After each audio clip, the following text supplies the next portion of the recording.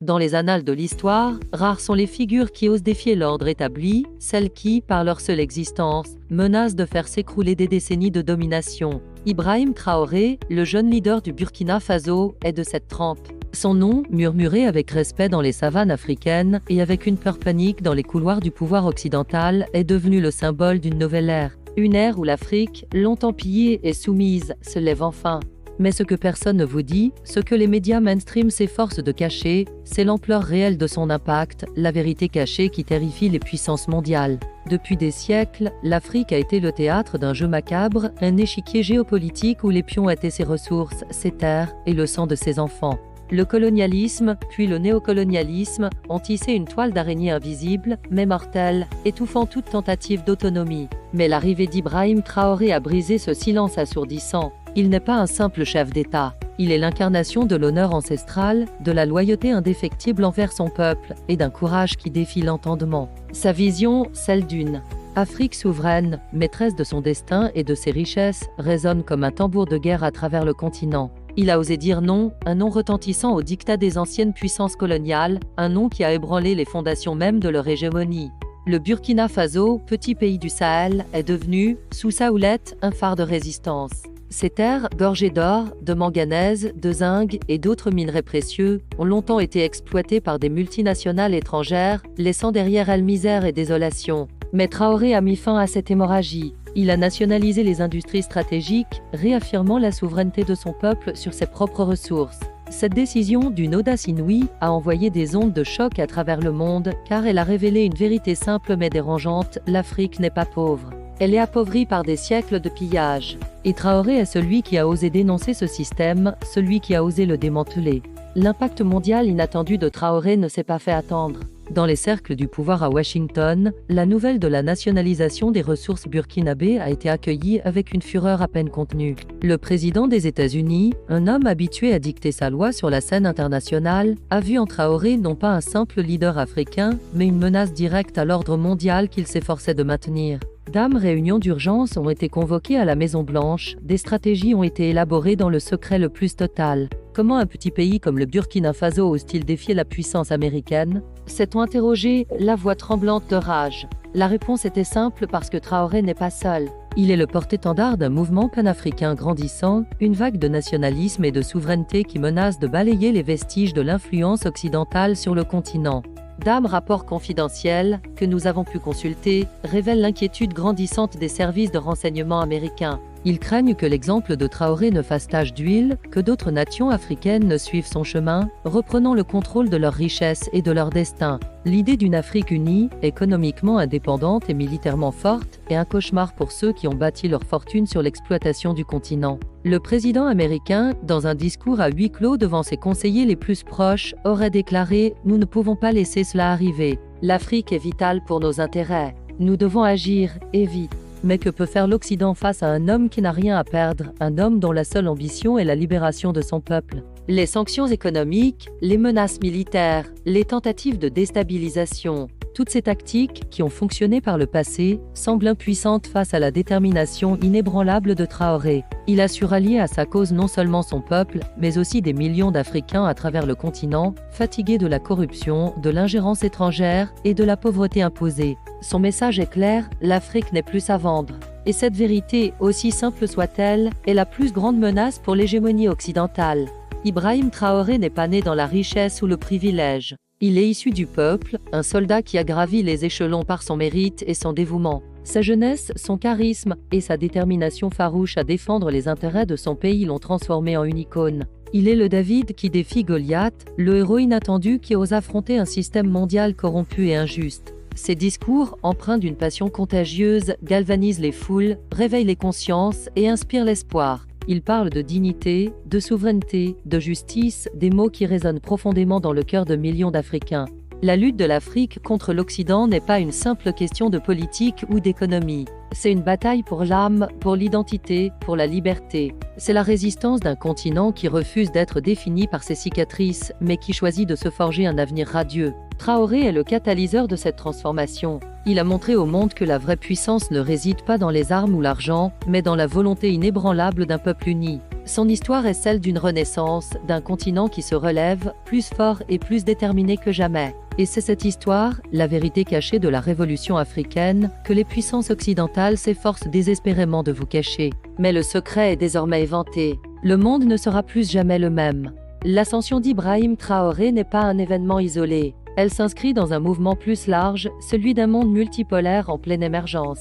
Alors que les anciennes puissances coloniales s'accrochent désespérément à leur influence déclinante, de nouvelles alliances se forment, de nouvelles voix s'élèvent. L'Afrique, avec ses ressources immenses et sa jeunesse dynamique, est appelée à jouer un rôle central dans ce nouvel ordre mondial. Et Traoré, avec sa vision audacieuse et son leadership inspirant, est à l'avant-garde de cette transformation. Les tentatives de déstabilisation, les campagnes de désinformation, les pressions économiques, tout cela ne fait que renforcer la détermination des peuples africains.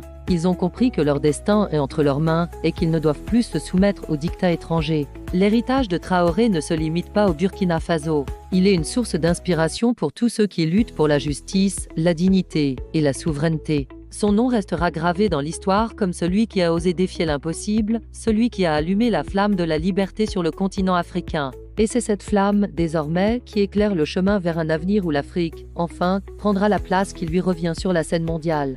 La vérité est là, sous vos yeux. Ibrahim Traoré n'est pas seulement un leader. Il est un symbole, un catalyseur, un héros. Et son impact, loin d'être limité à un petit pays du Sahel, résonne déjà à travers le monde, annonçant une nouvelle ère, une ère où l'Afrique se lève et où l'Occident, pour la première fois, est contraint de faire face à la réalité de son déclin. C'est l'impact mondial inattendu que personne ne voulait que vous sachiez. Mais maintenant, vous savez. Et le jeu, mes amis, a changé pour toujours. Si Washington a tremblé, l'onde de choc a été encore plus dévastatrice sur le vieux continent. À Paris, l'Élysée est en ébullition. Le président français, dont le pays a longtemps considéré l'Afrique comme son précaré, a vu en Ibrahim Traoré l'incarnation de son pire cauchemar. La France-Afrique, ce système néocolonial subtil mais implacable, est en train de s'effondrer sous ses yeux. Les bases militaires françaises sont remises en question, les accords commerciaux réévalués et l'influence culturelle française, jadis omniprésente, est désormais contestée. C'est une trahison, aurait hurlé le président français lors d'une réunion de crise, frappant du poing sur la table. Comment avons-nous pu laisser un tel homme émerger ? La vérité est que l'Europe, et particulièrement la France, a sous-estimé la soif de liberté des peuples africains. Elle a cru que les vieilles méthodes de manipulation et de coercition continueraient de fonctionner indéfiniment. Mais Traoré a prouvé le contraire. Il a montré que la dignité et la souveraineté ne sont pas négociables. La réaction de l'Union européenne n'a pas été moins virulente. Bruxelles, habituée à dicter ses normes et ses valeurs au reste du monde, a vu son autorité bafouée. Les ressources naturelles de l'Afrique, essentielles à l'économie européenne, sont désormais sous le contrôle de leaders qui ne se plient plus à ses volontés. C'est un coup dur pour une Europe déjà fragilisée par des crises internes et une perte d'influence sur la scène mondiale. Sources diplomatiques confidentielles révèlent que des pressions intenses ont été exercées sur les pays voisins du Burkina Faso pour isoler Traoré.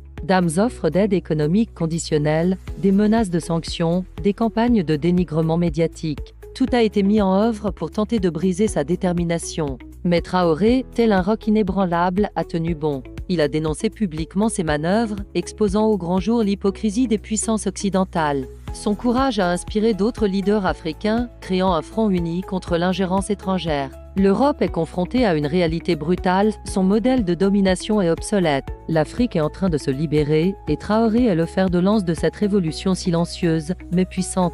Et l'Organisation des Nations Unies dans tout cela, censée être le garant de la paix et de la justice mondiale, l'ONU a brillé par son silence assourdissant face aux agissements d'Ibrahim Traoré. Ce que personne ne vous dit, c'est que derrière les façades de neutralité et d'impartialité, se cache une vérité dérangeante. L'ONU est, dans bien des cas, un instrument au service des grandes puissances. Les résolutions, les condamnations, les missions de maintien de la paix. Tout cela est souvent orchestré pour servir des intérêts géopolitiques bien précis. Et dans le cas de Traoré, son défi à l'ordre établi a mis en lumière cette complicité tacite.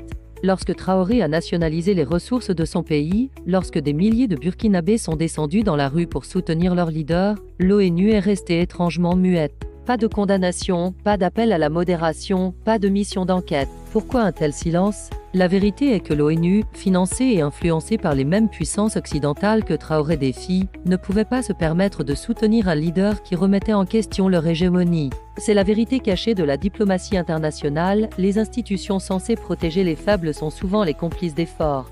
Rapport interne, que nous avons pu consulter, révèle les débats houleux au sein du Conseil de sécurité. Certains pays, notamment ceux du Sud global, ont tenté de porter la question de la souveraineté du Burkina Faso à l'ordre du jour, mais leurs voix ont été étouffées. Les vétos, les manœuvres dilatoires, les pressions en coulisses. Tout a été utilisé pour empêcher que la vérité sur l'exploitation de l'Afrique ne soit révélée au grand jour. Le silence de l'ONU est une preuve accablante de son échec à défendre les intérêts des nations les plus vulnérables. Mais ce silence, paradoxalement, a renforcé la légitimité de Traoré aux yeux de son peuple et de millions d'Africains. Il a prouvé que la vraie justice ne viendra pas des institutions internationales, mais de la détermination des peuples à se battre pour leur liberté. Alors que l'Occident s'étranglait de rage, d'autres puissances observaient la scène avec un intérêt non dissimulé. À Moscou, le président russe, habitué à défier l'hégémonie américaine, a vu en Ibrahim Traoré un allié inattendu. La Russie, cherchant à étendre son influence en Afrique et à briser l'isolement imposé par les sanctions occidentales, a trouvé en Traoré un partenaire idéal. Accords discrets, des échanges de renseignements, des livraisons d'armes. La coopération entre le Burkina Faso et la Russie s'est intensifiée, loin des regards indiscrets. Ce que personne ne vous dit, c'est que cette alliance, forgée dans le secret, a changé la donne géopolitique en Afrique. Le président russe, dans une déclaration énigmatique à ses proches conseillers, aurait qualifié Traoré de véritable patriote africain, un homme qui comprend la nécessité d'un monde multipolaire. Cette reconnaissance, venant d'une puissance mondiale, a donné un élan considérable à la légitimité de Traoré sur la scène internationale. Elle a également envoyé un message clair à l'Occident, l'Afrique n'est plus leur chasse gardée. D'autres acteurs sont prêts à soutenir les nations africaines dans leur quête de souveraineté. À Pékin, le président chinois, dont le pays a investi massivement en Afrique ces dernières décennies, a également suivi de près les événements au Burkina Faso. La Chine, avec sa politique de non-ingérence et ses investissements massifs dans les infrastructures, a toujours cherché à se positionner comme un partenaire alternatif à l'Occident. L'émergence de leaders comme Traoré, qui privilégient des partenariats équitables, est une aubaine pour Pékin. Délégations chinoises ont discrètement visité Ouagadougou, des discussions sur de nouveaux projets d'investissement ont eu lieu, loin des caméras. La vérité est que la Chine, tout comme la Russie, voit en Traoré une opportunité de renforcer sa position en Afrique et de défier l'ordre mondial dominé par l'Occident. L'impact mondial inattendu de Traoré est donc multiple. Il a non seulement réveillé la conscience africaine, mais il a également accéléré le processus de réalignement géopolitique mondial. L'Afrique n'est plus un simple champ de bataille pour les grandes puissances.